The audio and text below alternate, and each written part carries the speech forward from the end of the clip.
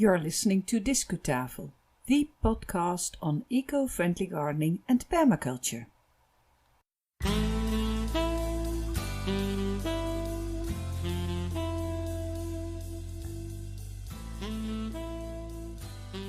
Thank you for downloading or streaming this episode of Discutafel. Welcome to number 73, which is online from the 12th of March 2020.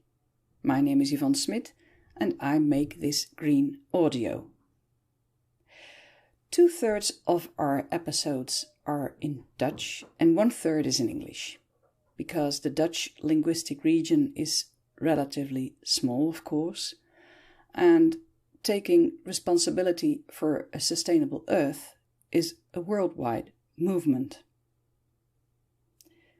Talking about taking responsibility, this seems to be very popular these days because we are now in the midst of the coronavirus crisis. It's cancellations everywhere here. We, for instance, planned to make recordings in Belgium next weekend at a green festival, but the festival has been cancelled, and I think it's a wise decision. We at Discutafel would like to invite businesses, governments and everybody else. No, it's not an invitation, it's a request. Dear Madam, dear Sir, please continue taking your responsibilities. Also after this coronavirus crisis. Take your responsibilities for green well-being, for fair payment of workers, for healthy soil and food, for wildlife. Okay? Right. Back to today's schedule then. I must admit we're struggling a bit here with the preparations for new episodes. You might have heard that my colleague Marlies sadly passed away last December. A great personal loss, and I do miss her expertise and ideas as well. Her passing also means lack of time now and then. Making a new episode, every 2 weeks, in English or in Dutch, that can be a little bit time consuming, especially for critical minds like mine.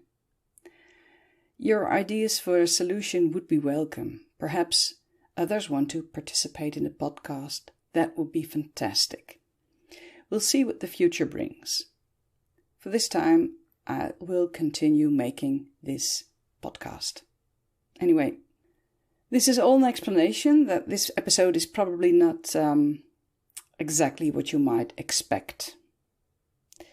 It took a lot of research, but somehow I didn't manage to focus enough on the gardening, and I'm curious what you think about it.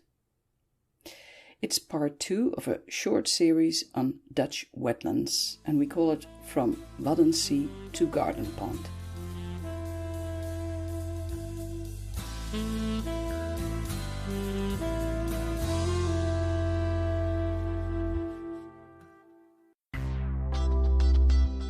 Discu knowledge.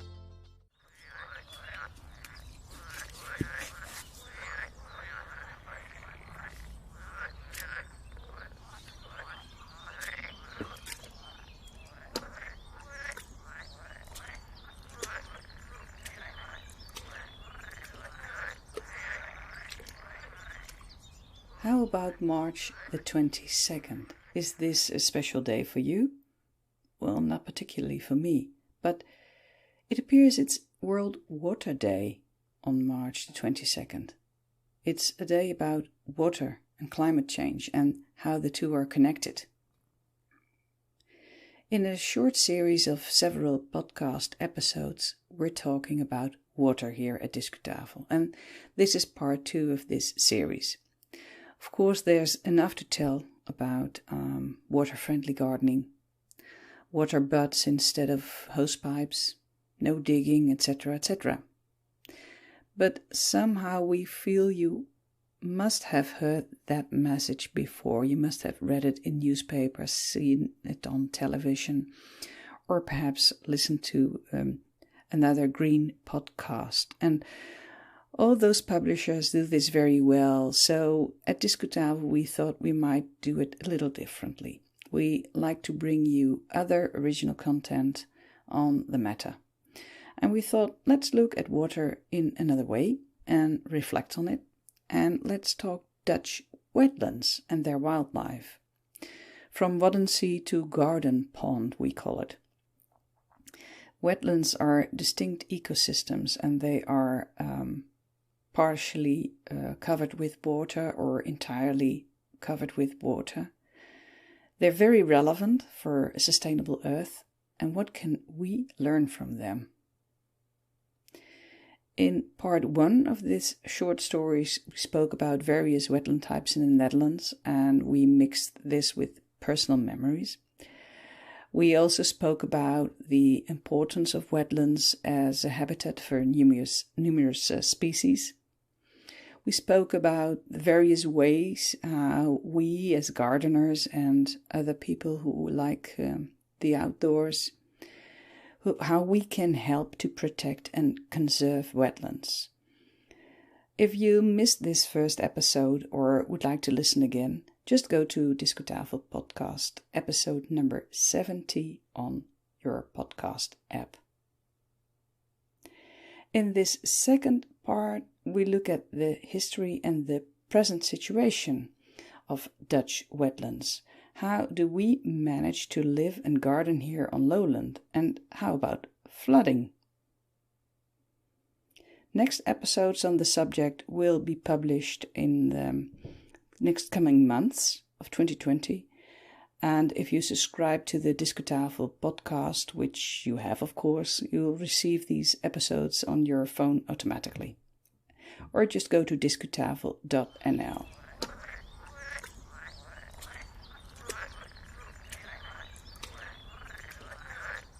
Originally, our region consisted of salt marshes and floodplains and swamps and large bogs, and this used to be an area threatened by floods. This plain has been created by the deposition of sediment over a very long period of time by the rivers and by the sea. Our ancestors began to live here on dwelling mounds about 2,000 years ago. And since then, the Dutch have been gardening and constructing all the time. I think there's no square meter left here which has not been touched and reshuffled. We Dutch are not born with a silver spoon in our mouth, but with a spade in our hands, so to speak.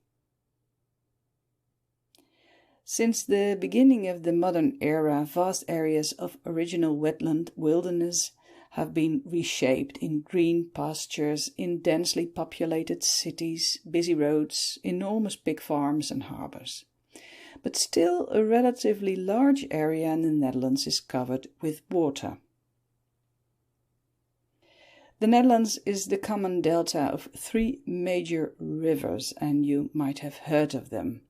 Firstly, the Rhine or Rijn. Secondly, the Meuse or Maas. And thirdly, the Scheldt or Schelde. And Rhine and Meuse cross the country from east to west. My family-in-law lives on peat soil in the western part of the country, and in their gardens rhododendrons and other acid-loving plants thrive. But we here in the Discutafel studio, we live in, the southeastern part, and it's on, it's just located south of the Meuse River in a region where the soil is changing. North of the city we have the river deposits, and south of the city we have sandy formations. So here in my garden, my family's rhododendrons don't like it very much. And personally, I think it's wise to adapt to the circumstances. It's much easier, and I think your plants are happier there. So it's better to grow plants which thrive in well-drained soil, like Buddleia.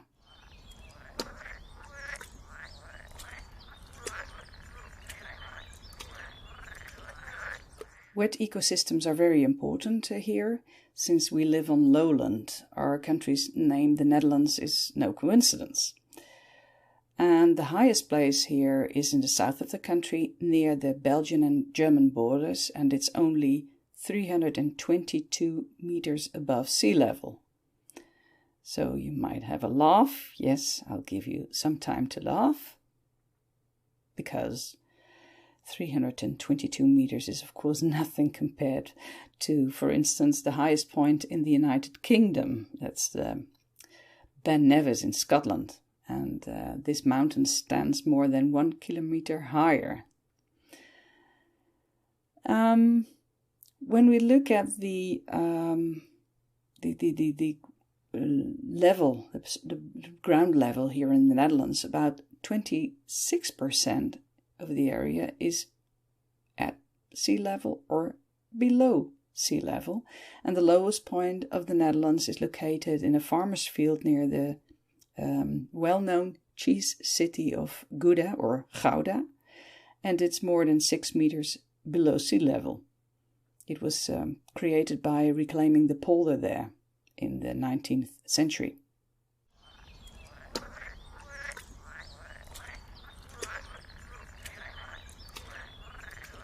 When you live in an area which has been flooded or is flooded regularly, you face the consequences as a citizen, as a house owner, as a gardener. As a matter of fact, on the day we're recording this episode, March the 11th, 2020, the river Waal has reached the cellar floor of friends of ours who live in a very old dwelling in the town of Zaltbommel. Historically, there always was a good deal of coastal and river flooding. And I know people in the UK and elsewhere in the world suffer regularly from floods. This is an experience I don't have personally. And realistic or not, I feel rather safe. The Discutafel studio is situated just about 4 meters above sea level. But on the other hand, our city is at the lowest point of our province. Big and small rivers and streams meet here, on the surface and below the surface, because the rainwater which was pouring down ages ago in Belgium or so reaches the surface here at 's-Hertogenbosch. And on discutafel.nl we published a relief map of the Netherlands with our studio's position, just on the boundary of low and somewhat higher grounds.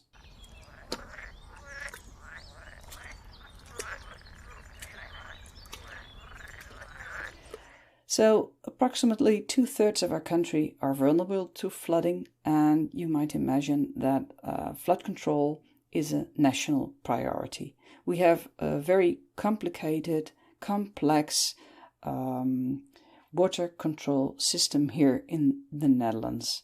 And the maintenance of this important water defense system is in the hands of the so-called waterschappen or water boards. These are very old regional government bodies, and the first one dates back from 1255 in Leiden, and it exists to this day. Back to the Dutch wetland subject. We don't always destroy wetland types, but we also create wetlands. And a remarkable example is the Marker Wadden project. It's the restoring of a large freshwater lake in the north. It's done by constructing islands and marshes and mudflats. And they use sediments that have accumulated in the lake in recent decades. So it's local material they use. And these Marker Wadden will form a new ecosystem. And it is hoped that this project will boost biodiversity in the Netherlands. In my own part of town, a new building project uses wadis to let water slowly go into the ground. Wadis are places where the surface is a little bit lower, so water is accumulating there, overflow water is accumulating there, and it has the time to go into the soil. I suppose imitating the Margaret Wadden project is a little bit difficult for most of you listeners, because you don't have a huge area to work with, but how about the wadi idea? Perhaps you have a garden where it's possible to imitate that and let the rainwater slowly go into your soil. Well, that was it for this time, talking about Dutch wetlands. Next time we'll talk about plants and animals, which are water quality indicators.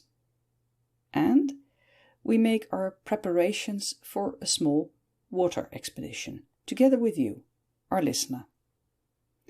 By collecting or even making your own tools, which will enable you to look for small water creatures and plants.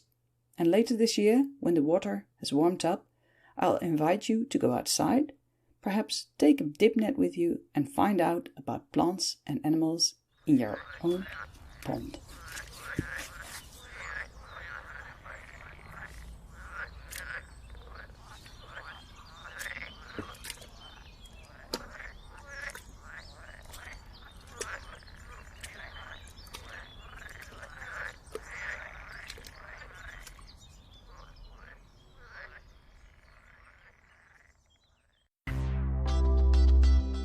Discu finish.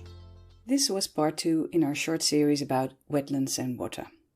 Although perhaps slightly off topic, I hope you enjoyed the show anyway. Thank you for listening. We plan to publish more parts later in spring and summer 2020. If you hear this on time, please feel free to give your comments or perhaps an idea for the contents in the coming parts. You can reach us by email, and our favorite social is Twitter, but we're on Facebook as well. You might want to read our DiscuPost newsletter. It contains our blogs and news on eco-gardening and permaculture. Please sign up on our website. We have an English and a Dutch edition.